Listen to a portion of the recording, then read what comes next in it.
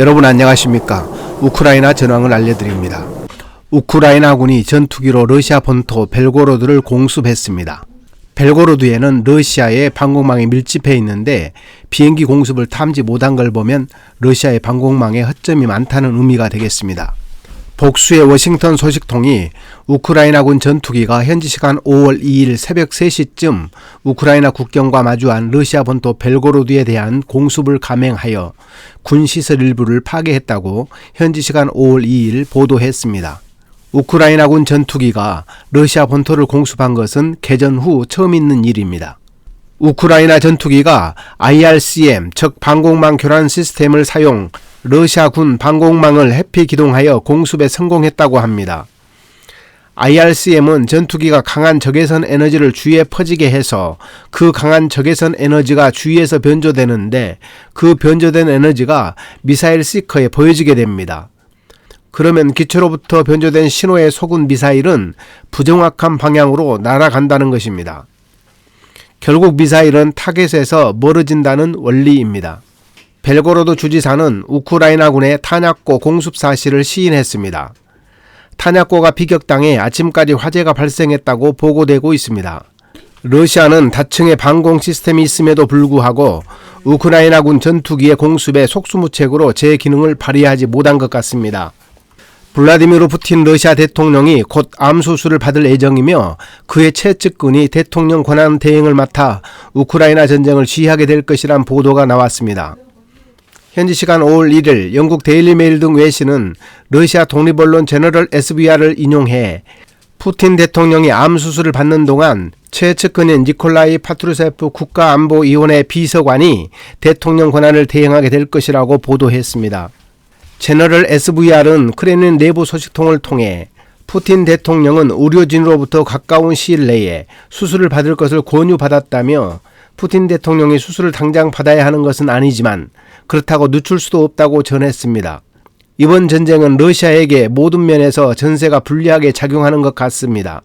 러시아군이 항명, 사기 저하, 급여 문제 등으로 불만이 많았고 멀리 원정하여 전쟁을 하다 보니 추위 동상으로 시달리고 탄약, 연료, 의류, 식량 등 보급 부족으로 시달리면서 전쟁을 벌이는 상황에서 전투력이 제대로 발휘될 리가 없을 것입니다. 게다가 러시아군은 병력 손실이 많아 여기저기에서 끌어모아 군사작전에 투입하고 있는 실정입니다. 러시아군은 말하자면 연합군이라고 해도 과언이 아닙니다. 악명 높은 체첸군, 러시아 용병, 러시아 정규군, 특수부대 와그너그룹, 모스크바를 지키는 특수부대 등 여러 곳에서 병사들을 모집해 전투 중입니다. 물론 이들이 단합했을 때는 최고의 전투력을 발휘하게 되죠. 그러나 최고의 특수부대라는 자부심으로 다른 계열의 부대 지휘관의 말을 잘 들을 리가 없겠죠.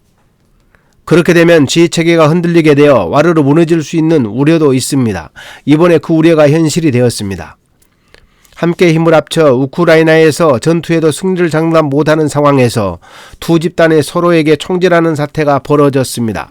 우크라이나 OSINT는 현지 시간 4월 29일 헤르손의 초르노 바이우카 비행장 부근에서 친러 세력인 부랴트인 병사들과 체첸군 병사들 사이에 총격전이 벌어졌다고 밝혔습니다.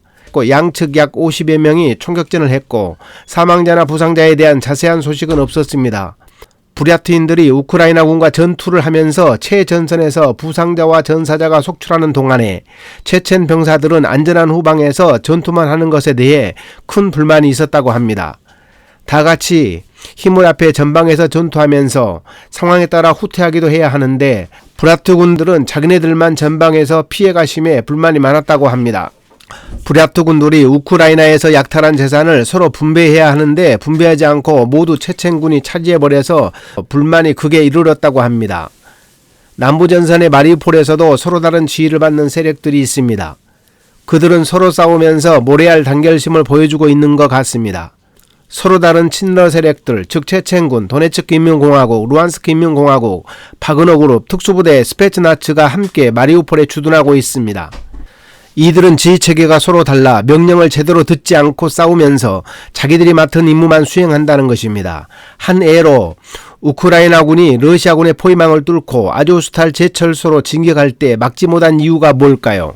나라와 가족의 생명을 지키겠다고 목숨을 걸고 싸우는 우크라이나 군이 말 그대로 용병으로서 자기 임무만 하고 전시의 휴대폰 들여다보며 여유 부리고 상관의 명령을 듣지 않는 러시아군과 싸운다면 누가 이길까요? 국가와 가족의 생명을 지키기 위해 싸우는 우크라이나가 승리하길 응원하며 비극적인 전쟁이 하루빨리 끝나기를 바랍니다. 끝까지 시청해 주셔서 감사합니다. 다음 시간에 뵙겠습니다.